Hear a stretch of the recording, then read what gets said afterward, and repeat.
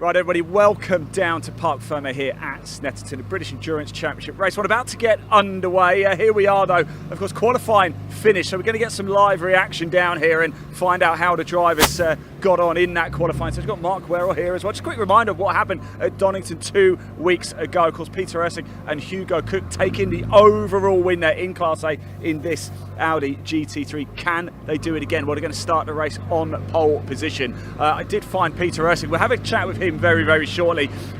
There was a short shower at the start of the race. It didn't actually have too much of an impact. The car didn't have to come in, change tyres or anything like that. Did add an element of spice to it though, but of course we had Bal Sidhu and Josh Steed coming home in first in Class D, third overall in the Zentek Motorsport Porsche GT4. Chris Murphy winning Class F, the MacG, Johnny McGregor and Arthur Simondet in Class G, and Paul Curran, Jamie Canada in the Mercedes BTCC in Class E. What are we going to see today? Different challenge, of course, around Snetterton in the 300 circuit as well. We've got the MacG, we've got Johnny McGregor. I don't know if we can just grab a quick word with Johnny. Literally just getting out of the car as well. Johnny, how was it? All right? Yeah, good. Yeah, it was a good session.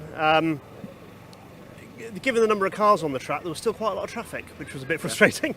But yeah, no, there wasn't much left on the table with that lap, so yeah, pleased with how the car went. Of course, Donington went well. You picked up the class win. More of the same, really, I guess. Yeah, I hope so. Yeah, we'll want to be mixing it with the GT4 cars and see how we get on today later on. Top man, Johnny. I will see you later in the pits, no doubt, as well. Thank you very much.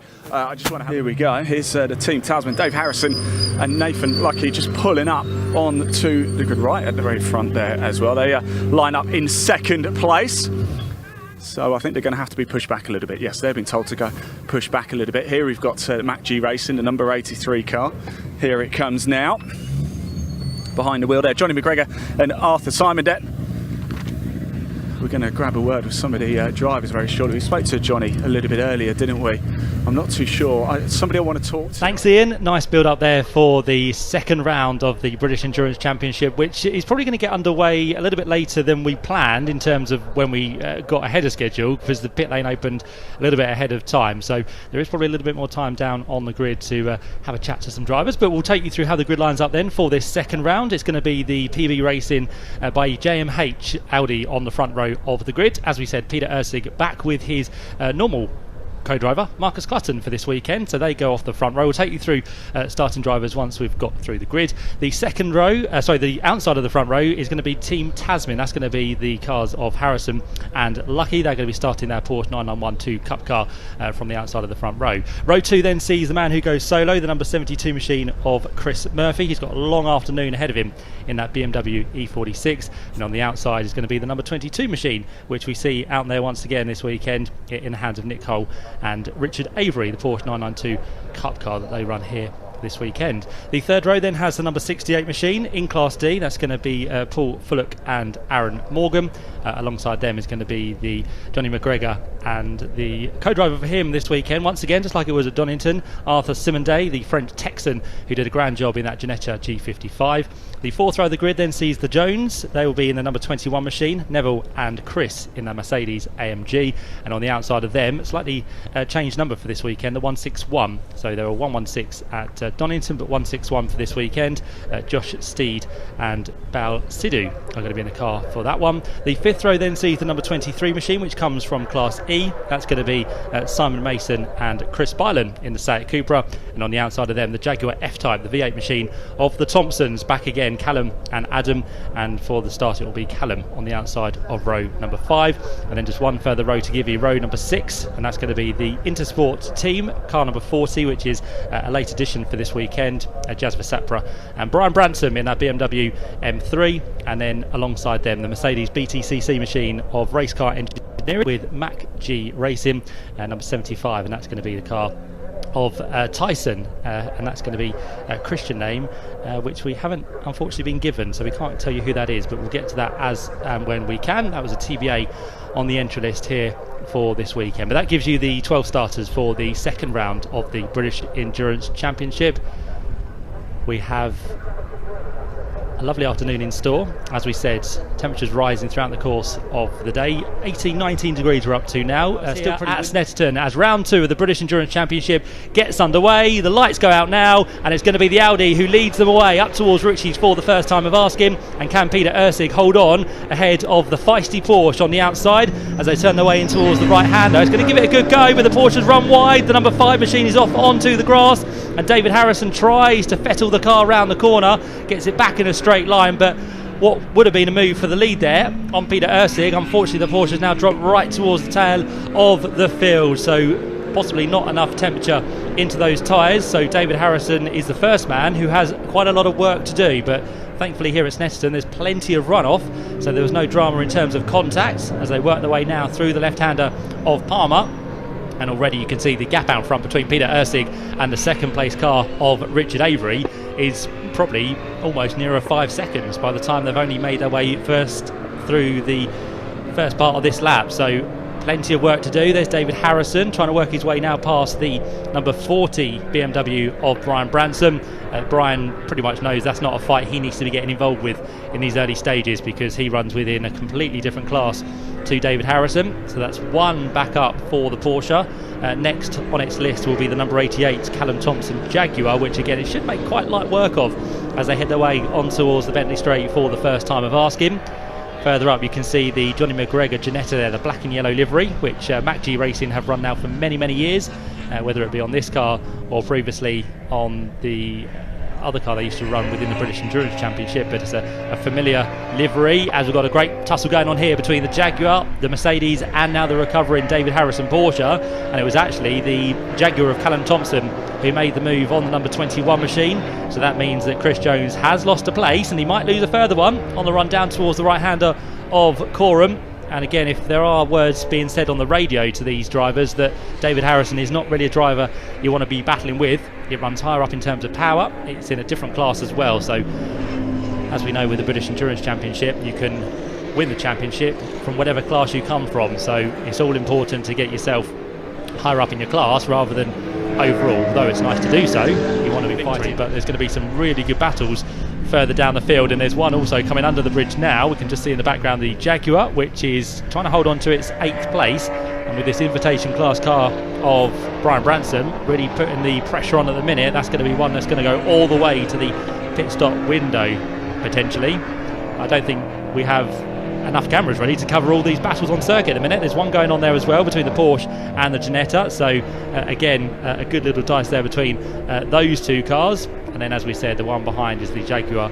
and also the Brian Branson BMW, which can be quite hard to pick out because they are both white. There's a little bit of a stripe down the middle of Callum Thompson's car, which just picks out the Jaguar F-Type, which comes across the line now, and they are separated by what's going to be just under 0.4 of a second. So there is still Brian Branson in the number 40 machine. He now is onto the back of the Jaguar of Callum Thompson and almost had a brief look down the inside there in towards the Wilson hairpin, but he keeps himself at bay for the time being. And as they head down towards the left-hander of Palmer, it's just up the road, the Ginetta of Johnny McGregor, who is also attacking that of the 161 machine, which is going to be Bao Sidhu in the car at the minute. So Bao needs to hold on, Callum Thompson needs to hold on, but they've got very quick competitors behind in the form of Ginetta up the road and the BMW here of Brian Branson, who now sits in what's going to be 9th place. So in this invitation class, he's gradually making his way further up the field. Here comes Johnny McGregor. Is he going to be in a position down towards the right-hander of Oggies to make a move? He thought about it again, didn't he? And to be fair, Bao Sidhu did leave him just enough room there, but he didn't go for it on that occasion. He'll then think about doing it in towards Williams, but again, Johnny McGregor's not too keen to go through there. And on the straight, I think the Porsche just has the legs on this occasion, so the Ginetta has to sit in line once again as they look like they're side by side, but it will still be the Porsche of Bao Sidhu ahead. Johnny McGregor in the Ginetta, the black and yellow machine, sits there behind in what's going to be 7th place overall. And as they turn in towards the left flick of Brundle, in towards the right-hander of Nelson, and again down towards the bomb hole, he looks to have a little bit of a move and he's going to get the job done. So finally Johnny McGregor goes through. I was going to say the Ginetta looks good in the corners where the Porsche looks good in the straights, and on that occasion Johnny McGregor took his opportunity after trying time and time again over the last lap, but this time Johnny McGregor goes through and heads now up to the line to complete lap number 8. And with that, the pit window is open, because 20 minutes into the race the pit window opens. We're now 22 minutes in, and that means people can start to make their pit stop if they wish. So Peter Ursig is one of those who has decided to jump into the pit lane, we can see. Also there, the Ginetta of Johnny McGregor, which means that possibly his teammate is about to jump into that car, Arthur Simondet. So the French Texan is going to get another stint within this one. So it's quite early for Peter Ursig to come in, as we said, but with the safety car out there, it's a perfect time to utilise that safety car and make sure you don't lose as much time as you would do if we were still green flag racing. So I think the majority of the field will choose to head in. The McLaren of Team Brit have also decided to pull into the pit lane, so Aaron Morgan potentially handing that car over to Paul Fullock. We'll have to wait and see which driver's going to get in, or if the drivers will stay in for a second stint here. The other one that's managed to work their way into the pit lane is the number 21 Mercedes, so Neville and Chris Jones. So that means that potentially we're going to have Neville Jones in the car for the next part of this race. There is the Audi, everything looking good. It's a mandatory 132 seconds from pit in to pit out. Takes around about 22 seconds to get from pit into pit out, so it's going to be around about a minute and 50 that they have to remain stationary. And of course, with pit stop penalties carried over from the last race, it also means that they have to sit there for an extra 15 seconds as they won their class, so 15 seconds added to those. On the run towards Ritchie's, the white Porsche will go to the outside line. The Jones's Mercedes backs out of it at the last minute, and it will allow Josh Steed to go right around the outside and take its lap back. So that's going to see it now back on the same lap as the Class D leader, as there goes the Ginetta now in the hands of the French Texan Arthur Simondet. So Arthur doing a grand job as well. That car currently down in third place with one pit stop completed, so just wondering if maybe that is still Johnny McGregor in the car. It's all got a little bit confusing under the safety car, where teams and drivers decided to pit. Some decided to stay with the same driver, others then decided to stick a second driver in, so we won't necessarily know if Arthur Simondet has got into that car unless it pits again, because I would probably hazard to guess that Johnny McGregor has stayed aboard that car, because the lap times are very similar to what it had been doing. So yeah, 2 minute 0.3 is its quickest time. Last time it was a 2 minute 0.9, so not too much difference there between Johnny McGregor's time, as we keep an eye on this battle between third and fourth. This is the Ginetta up against the Porsche as it works its way in towards the right hander of Williams. David Harrison, he is trying to get himself sorted, and we'll see if that Porsche can get through, which I don't think it can. I think the Ginetta has the straight line speed down the Bentley straight. So we're going to leave this battle for the time being, as David Harrison does get himself through. I think that was made very easy by Johnny McGregor. He kept himself to one side. He knew that the Porsche was in a different class and let it go past easily down on the Bentley straight. Right, we're going to head down to the pit lane, because Ian Waterhouse is standing by, and I think he's caught up with Aaron Morgan from Team Brit in the race. So off he goes once again, heads now on towards the right hander of the Wilson hairpin, just about to lose a lap to the Johnny McGregor and Arthur Simondet Ginetta G55, which again is now one of the older spec Ginettas compared to the new G56 which we have around the UK, but the G55 still being driven very well indeed, and Ginettas are made very strong indeed by Lawrence Tomlinson and all the team up there in Yorkshire, who like to make sure that Ginettas stay as strong as possible, and this one at the minute is having a really good run in third place as well. So great job that Johnny has done in the early stages, and Arthur Simondet now looking to put that lap onto the BMW of Jasper Sapra. Again, he won't have to work too hard. The blue flags should be waved from the Marshall's points, and the Ginetta might just have a little bit more straight line speed compared to that BMW as well. So on your screen you can see the top 5 places taken by the top 5 classes that we have at the minute. Further down you can see Jasper Sapra is leader within his class, which is the invitation class, and then further back you have Chris Bylan and Simon Mason's car, which is not in the race at the minute. They are still within the pit lane, but they would have been leading Class E if they would have still been out there. And also the Class F car of the Thompsons, Callum and Adam, they are down in 11th place and also remain in the pit lane as well. They were out of the race earlier on due to a possible bang in the car, which relates to possibly some sort of gearbox issue. that car has got itself into the pit lane with hopefully them chance to get back out onto the circuit. Right, to happen. We are about, though, to have the MacG Ginetta come into the pits. We just turn the camera around, watch the crew are out. They're getting ready for that one very, very shortly to come in. It's going to be exciting down here. It's going to get very loud. It's going to be very, very, very exciting. After Simondet behind the wheel of that one, very shortly, MacG coming into the pits. In fact, they're coming around the final corner now. Let's just see if they do come in. Stay with us just a little bit longer, if you will. It does. It dives into the pits right now. The MacG, Johnny McGregor, Arthur Simondet, the 83 Ginetta G55 Supercup. In it comes for its stop. Let's just stay with us. Let's watch it as it happens and unfolds here live in the pit lane at Snetterton 300 for the second round of the British Endurance Championship 2024. Listen to it roar. A bit of refueling going on here as well.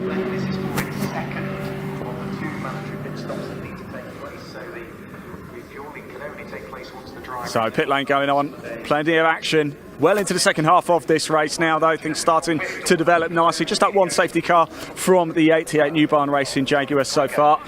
And all going to plan once again for Peter Ursig and Marcus Clutton. Marcus in the car at the minute, and there is going to be a driver change. It's like Johnny McGregor is about to get himself back out on track very shortly indeed. I'm going to hand back to Matt to keep talking through the action.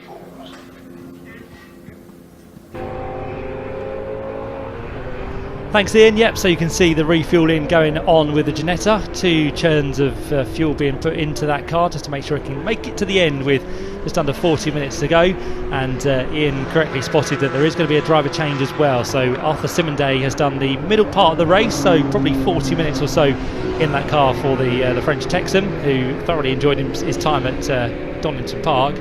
And I'm sure he's had a fun time here at Snetterton as well. But it will be Johnny McGregor, the man behind the team, who will get himself back into the car and take that one now to the checkered flag. Chris and Neville Jones. Neville Jones now behind the wheel, so he'll be trying to charge down this Ginetta. That's the Class G Ginetta up against the Class D Mercedes. So again, it will only be for an overall position on circuit rather than any class battles. And Marcus Clutton now on to lap number 41. Quickest lap of the race still stands with him at 1:46.6. Last time through with a bit of lappery to be done, he did a 1:48.5, so still within 2 seconds of his quickest lap within this race. And we are now heading towards the final quarter of round 2 of the British Endurance Championship. And now with the Ginetta back up to speed, let's see if Johnny McGregor can do anything about the cars up the road, because he's 23 seconds adrift of the Paul Fullock McLaren. There is a further 12 seconds back from Chris Murphy in his BMW. So we've got 3 cars together there, all on the same lap. And we'll keep an eye, as we said, on what times Johnny and McGregor can do, whether they are any quicker than Paul Fullock, and if they are any quicker than Chris Murphy, could give us a nice battle with inside the top 5 as we head towards the closing stages of this race. I'm taking a lap or 2 just to get back up to speed.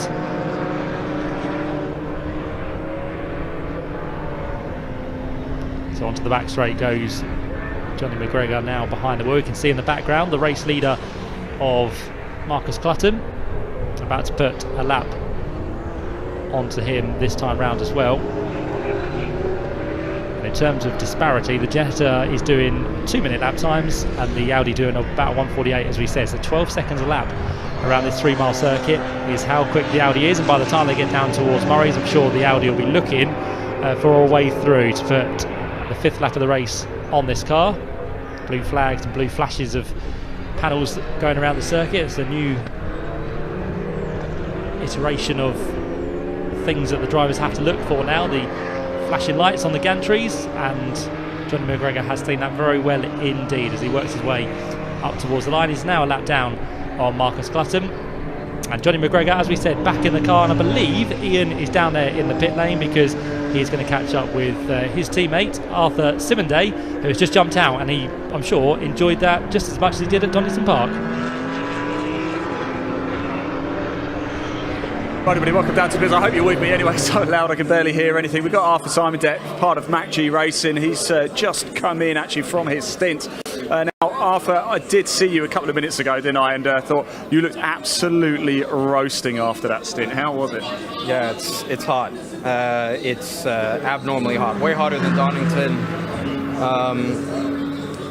I mean, another long stint for me. We went for the same strategy we had at Donington, 30-60-30 type of format. So yeah, I mean, it's just a lot for an hour. Well, I know before, obviously, getting involved with MacG Racing, you've done a bit C1s, that type of thing. Of course, something of a step up for the Ginetta, of course. But what have you learned from Donington that you've now taken here to Snetterton? Yeah, so that's a good question. I think basically looking at testing from Friday, I was able to get pretty much right up on the pace I wanted to be at. Donington, it took the whole day, and then a little bit of even free practice really on race day. Today, pretty much right on the pace by the end of the day yesterday. Free practice was, happy with that. So, I mean, really, it's just getting used to the car, getting used to things moving at you much faster than... Should you be used to the heat from Texas? Yeah, well, there's heat and there's heat. There's car heat, isn't it? Yeah. So, I mean, the inside of that Ginetta is boiling hot, and Silverstone in June is going to be a whole nother animal. It certainly is. Look, go sit down, drink plenty of water. Best of luck, and we'll see you later. Matt, back to you.